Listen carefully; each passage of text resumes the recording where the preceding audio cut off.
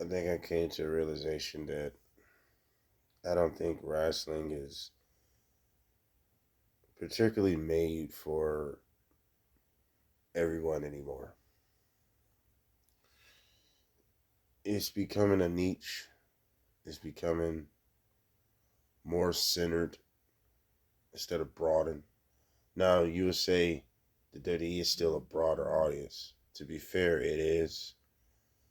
But what they're catering to is a niche. They bring back certain people and do certain events to get the casuals or bring back fans or, of course the mission is to create new fans. That's why they're still aimed towards kids, which is smart. You're gonna have kids that's gonna grow up 10 years from now, 20 years from now, growing up watching the WWE.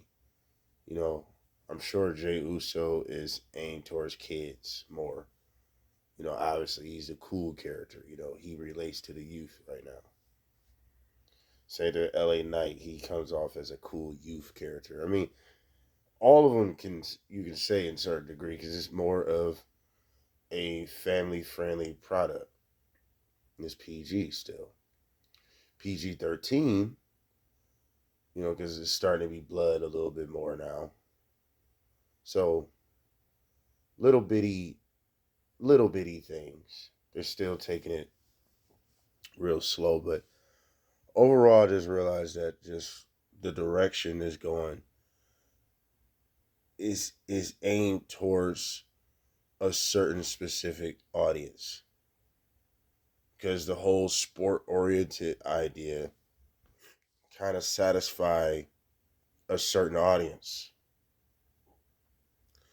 because the WWE is less gimmicks. We have more characters than gimmicks where engaging personalities, Rhea Ripley and Liv Morgan, Dom and LA Knight, Jey Uso. There's a few others, Jacob Fatu. Their personalities are engaging, whether you like it or not. It's not that type of conversation. But the idea of gimmicks and definitely like ruthless aggression, attitude era gimmicks, where those eras kind of just imitated real life at the time. At the time, at those times, it just imitated what was really going on in the world. The characters were more engaging because they related to the outside world a lot more than today. If that make any sense, because like you had Godfather, you had Boss Man, like a crooked cop. You had Godfather was a pimp. Uh, then you just had some outlandish characters. You had Eugene, a very controversial character. A character like that would not slide today. You know what I'm saying? Eugene was basically mentally challenged. You know what I'm saying? You had a character like Rest in Peace Viscera, a sex addict. Yeah, you had Sexual Chocolate, who was a sex addict. You know what I'm saying? So gimmicks that wouldn't fly today, but like you had outlandish ones, but you had still ones that were relatable. There are people in real life that are sex addicts. Then you had, the females at the time. Let's say like you had Don Marie, and you had Tori Wilson, or you had Candice Michelle. These girls were just sluts, basically. You know what I'm saying? They just kind of used and they seduced their way, and they used their bodies and their beauty to get what they want, and they seduced their way to the top. Like basically, at that time, you would like, there's no doubt that she's done some things to get to the top. That was her. That was a lot of these girls' character. Even back in the day, Kelly Kelly, she was a stripper, young girl, trying to have fun, and a stripper. And these are very true to life. And those are broader. Those brought in more of a bigger audience at the time because there was something for everybody. Wrestling is not for everybody anymore. I'm just, really realizing that it's not for everybody. The hardcore fan is more for the hardcore fan that enjoys the in-ring, that enjoys the characters over gimmicks, that enjoys you quote unquote realistic stories, less theatrical. This is why the YS6 is not working. Because today's time, that type of shit now is just like looked at as a legit play. Because the same night the Y6 got on, they took a picture with a fan. Kayfabe is not a thing anymore. This is literally lights, camera, action, go, cut.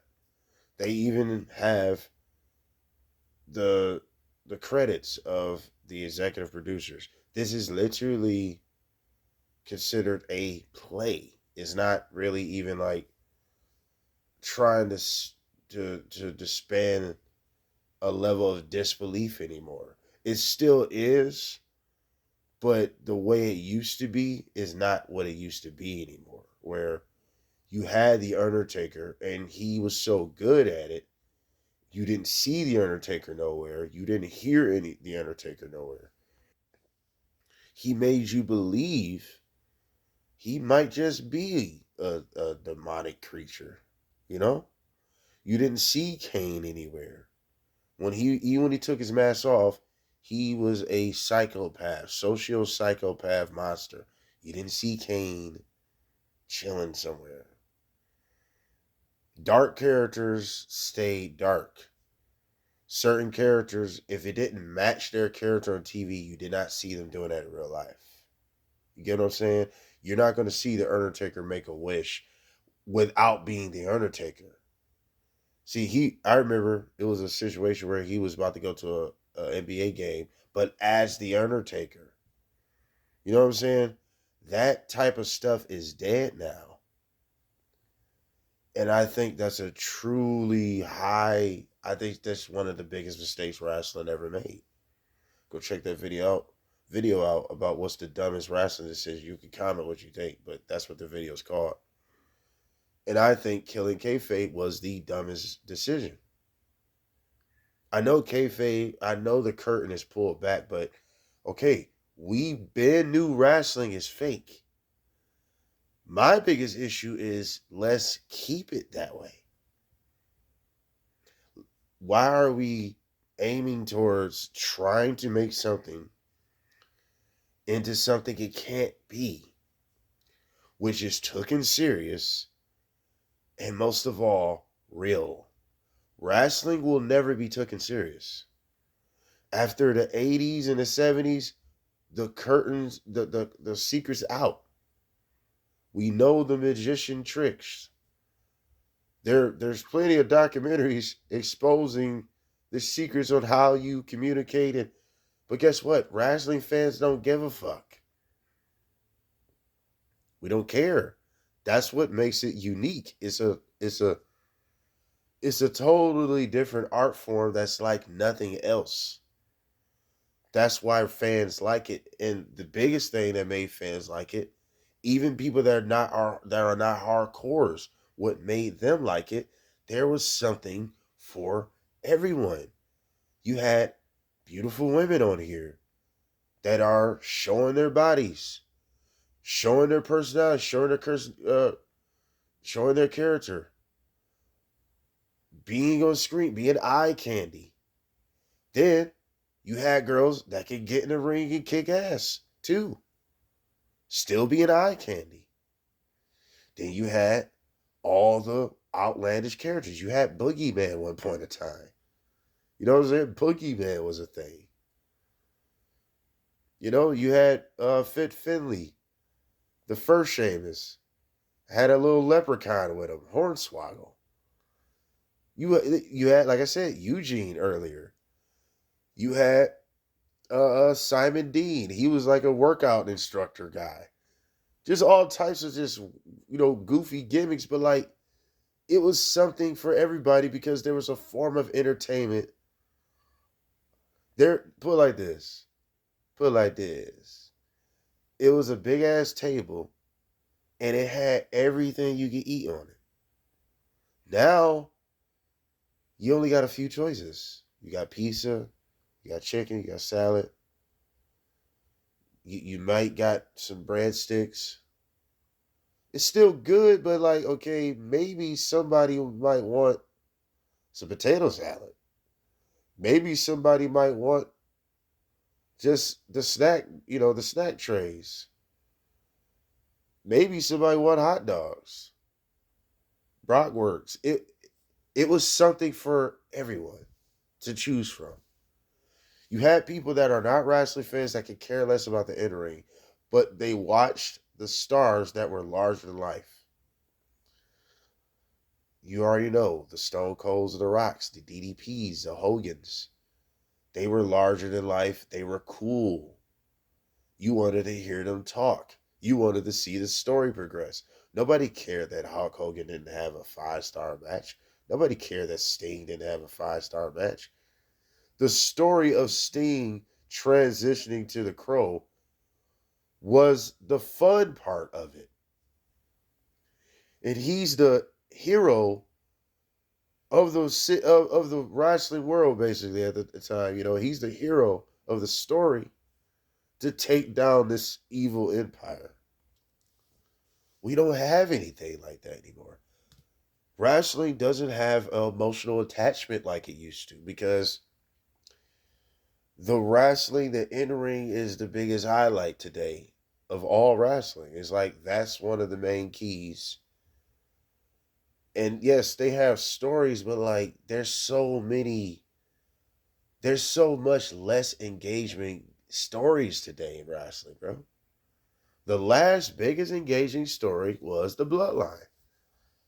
And that brought back some casuals because it had a mafia type story to it. It had so much emotional arcs in it. Roman Reigns became an egomaniac. It started off with Paul Heyman. His cousins got involved. He bullied them. You felt bad for them. Sami Zayn's get involved, the oddball of all, and you start liking him. He brought a comedic relief. You see that? All those things had something for everybody. Now the Bloodline is pretty much at his. I don't know what else you can really do with it. But I'm just feeling like and realizing like maybe something after the Rumble, something after the Royal Rumble, something can probably like start stepping up because nothing has been happening, nothing of note. But even afterwards of the Rumble, no matter if the Rumble's good, WrestleMania's good, we don't have no more engaging characters or gimmicks anymore, even to the top to the bottom. Devon said something before that had me thinking about this video. He said even Funaki, a career jobber, a guy that never reached any level of heights, but even Funaki had good reactions sometimes. To the bottom, to the mid card, to the top, everyone felt important. It's nowhere near like that anymore. It's a lot of polished up solar flare technique. And what I mean by that is just a lot of blinding you with all the polished shit to make you even think anything's okay or cool when it's far from it, bro. Is it bad? It's not bad. It's not horrible. This ain't 20. This ain't 19. This ain't 17. Those were horrible days. They had some bright spots, but those were just horrible days. This ain't nowhere near those days. But it's mid. It's very meh. Saturday Night Live and main event was just another bunch of just rematches. The whole card was rematches. It was like, come on, dude. Just a bunch of rematches. Every match went the exact way you think it was going to happen. The only match that didn't go the way you think, the only match that was the rematch was Jacob Fatu and Braun Strowman, but it ended just very shitty. Like, why we can just have a complete winner? I don't know. It is what it is, but it I'm just realizing, man, just wrestling in general is not really for everybody anymore. It's a lot of things. We're in a woke era, so there's a lot of censorship. There's a lot of complaining. Online definitely affects wrestling like a lot because that's who's watching. That's who's coming to the shows. Not all, but a big majority. That's who, a vast majority. That's who's watching. That's who's criticizing. That's who's getting in these people's inboxes. That's who's harassing these people online, cyberbullying.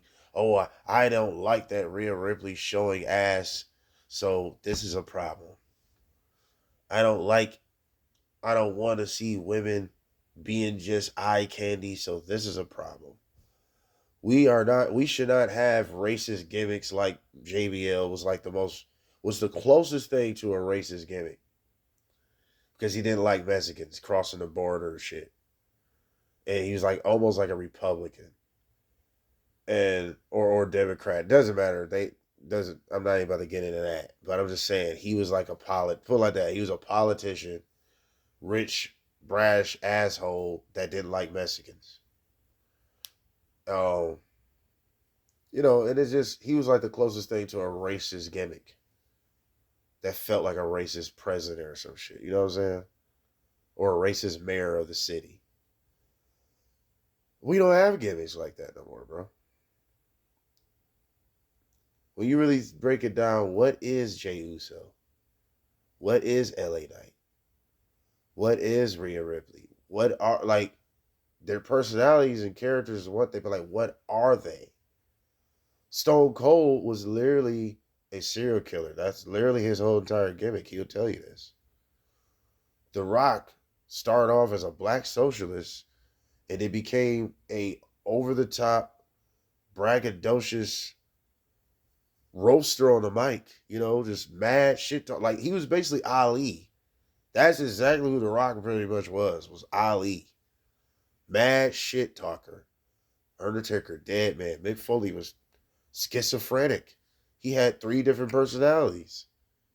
So like we don't have anything. You can't even describe who's who anymore like that. They can remind you of similar people. You can probably bring up some people, but like you can't even pinpoint what's what anymore. And that's why I came into the realization that I had epiphany that wrestling, I don't think is for everybody anymore. I don't think it's completely catered to every set of audience like it used to be. You had Edge that literally got over for infidelity, fucking with people's wives. Literally. They made it into a story, and that literally blew Edge up. We don't have nothing like that no more, bro. Edge was just you talk about an asshole. Live sex celebrations and shit. Like, we don't got nothing like that no more. Nothing like that. I know people probably thinking you want to bring back all this. Yeah, I do. I would like to see 50-50 of everything. Okay, we got good in-ring. Drew McIntyre even said, this generation is probably the best in-ring. I can't really say that's like a lie. The athleticism is through the roof today. But why can't we have engaging gimmicks and characters and wild storylines at the same time? I just don't understand it. But I think I came to an understanding. This is not for everybody anymore, bro. And that's why millions and millions of people stop watching on a regular. It's catered and it's centered around a certain audience that they're appeasing to. There's times they come out and reach out and grab other people. That's just to grab the broader audience. But the majority of the time, this is for a niche audience now. So, what can you do? I can tell you what you can do. Like, share, subscribe, dislike, comment below what you think. I'm still a fan, still gonna watch, but it's just not the same anymore. And that's something we got to deal with. No matter how many excuses we come up, it ain't gonna equal up to this bullshit. We out.